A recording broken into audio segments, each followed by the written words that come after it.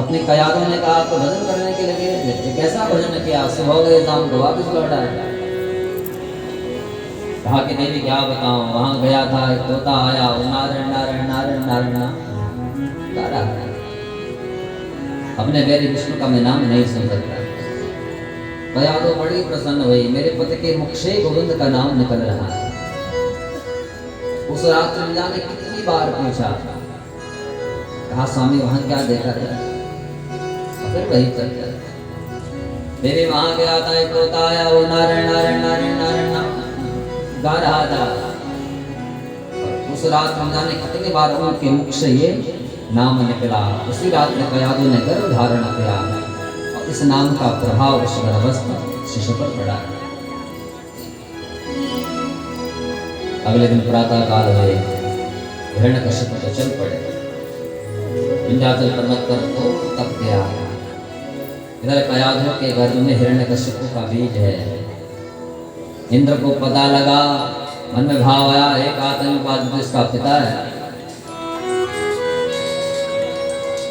और उसी का बीज यहाँ कयादो के गर्भ में, ये भी कल के दिन पैदा होगा तो ये भी आतंकवादी बनेगा, तो क्यों इसको जड़ से ही नष्ट कर दो। तो कयादो को उठा करके लेकर के जाने लगे गर्भस्थ शिशु को मारने के लिए। नारद जी आए, रोका टोका, इनके गर्भ में तो भगवान का भक्त बैठा है। इंद्र से छुड़ाया और लेकर के गए और खूब भगवान की दिव्य कथाएं सुना। गर्भ में बैठा हुआ वो बालक भगवान का प्रेमी बन गया। कालांतर में हिरण्यकश्यप ने जब तप किया, ब्रह्मदेव सामने आए। हिरण्यकश्यप ने कहा कि उत्तिष्ठ उत्तिष्ठ भद्रं ते, उत्तिष्ठ उत्तिष्ठ भद्रं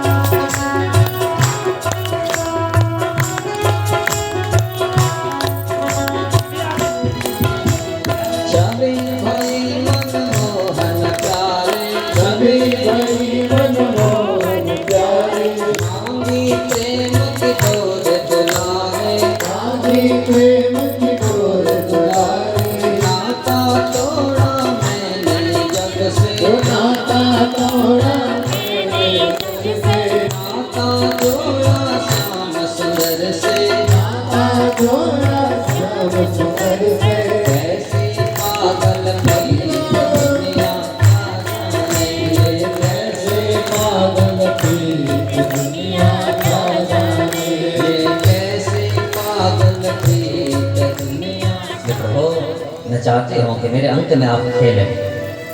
तो तब बाद में भगवती देवकी के कहने पर बभोव प्राप्त शिशु, भगवान ने तब बाल रूप धारण किया। माँ देवकी के अंत में आया, देवकी ने भगवान का खूब मुख चुंबन किया। जैसा भगवान ने कहा था मुझे यहाँ से गोकुल में छोड़ देना, तो तुरंत उस देव ने उठाया और जैसे उठे तो बेड़ियाँ टूट गई।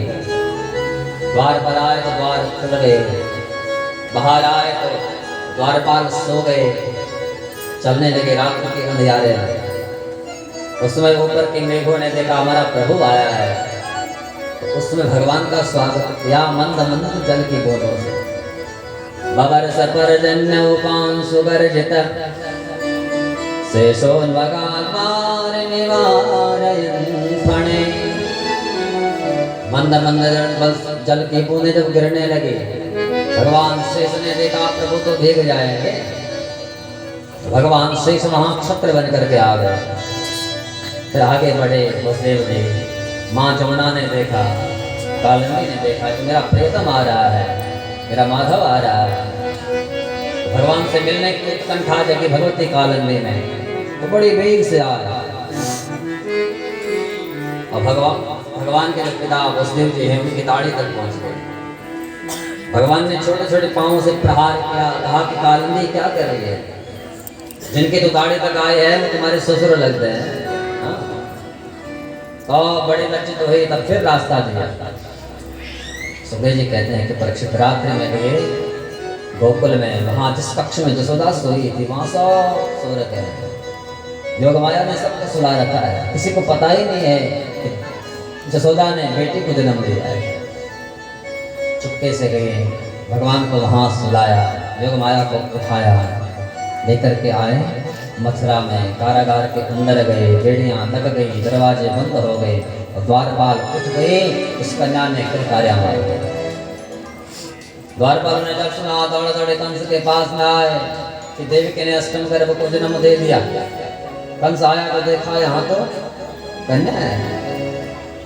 ध्यान आया वहाँ उस आकाशवाणी ने कहा था कि अष्टम गर्भ तेरा काल बन करके आएगा, लेकिन यहाँ तो काल तो नहीं है, यहाँ तो काल ही खड़ी है। कंस को लगा देवताओं ने मुझसे कितना झूठ बोला और उस झूठ के कारण मैं अपनी बहन के इतने बच्चों को मार दिया। बड़ा लज्जित हुआ, देवकी से अपने अपराध की क्षमा मांगी। फिर डरने लगा कहीं ऐसा तो नहीं यही काल हो। तो जैसे उस कन्या को पकड़ा धरती पर पटकना चाहा, वो कन्या तो स्वर्ग में चली गई। कहा रे कंस मुझे मार करके क्या करेगा, मुझे मारने वाला तो कहीं और पैदा हो गया। और कंस और लज्जित हुआ, देवकी के चरण पकड़ लिए, अपने अपराध की क्षमा मांगी। भगवती देवकी और वसुदेव जी को कारागार से मुक्त कर। और यहाँ तक की कथा तो सबने सुने, लेकिन भगवान को गोकुल को जाना पड़ा, तो उत्सव तो गोकुल में मना जाए, तो भगवान वहां क्यों गए? इसके पीछे एक कथा है। नंद बाबा के भाई हैं उपनंद, तो उपनंद के घर में कोई उत्सव हो रहा था। उस समय वहां कुछ ब्राह्मण आए, भोजन पवाया। उपनंद ने नंद बाबा से कहा कि बाबा आप परिवार में बड़े हैं, ब्राह्मणों को आप टीका कीजिए और दक्षिणा दो। नंद बाबा टीका कर रहे थे, दक्षिणा दे रहे थे। तो उस समय ब्राह्मण के अंदर से आशीष निकला कि ब्रजराज आयुष्मान भव, ब्रजराज धनवान भव, ब्रजराज पुत्रवान भव। नंद बाबा तुम्हारी आय बढ़े, खूब धनवान हो, तुम्हारे जीवन में पुत्र आए।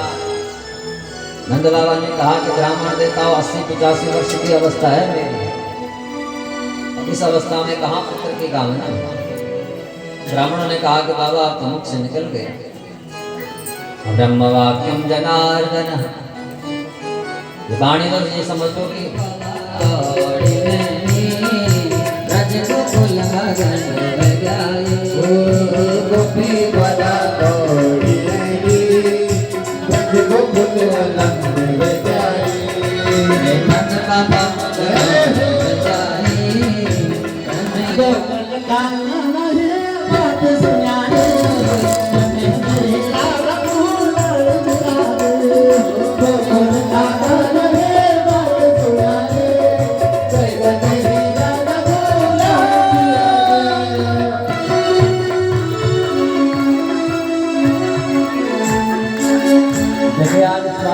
अन्नप्राशन भी है। कितना सुंदर भाग्य है, भगवान अभी प्रकट भी हुए और तुरंत अन्न का भक्षण भी कर लिया। आज इस बालक का अन्नप्राशन है, तो आप सब इसको खूब आशीष दें। और देखिए वैसे तो भगवत स्वरूप में आया है, आशीष देने की क्या आवश्यकता है, स्वयं भगवान ने नाम प्रकट हो गया है। जब मेरा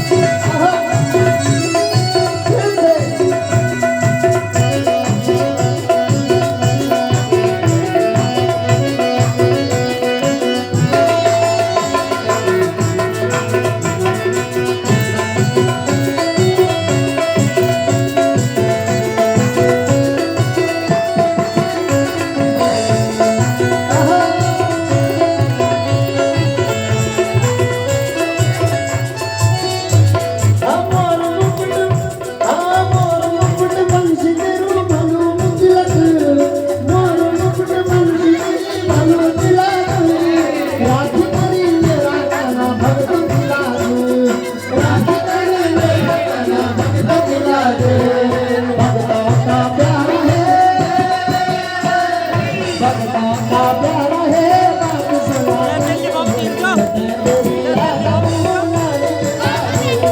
भगवा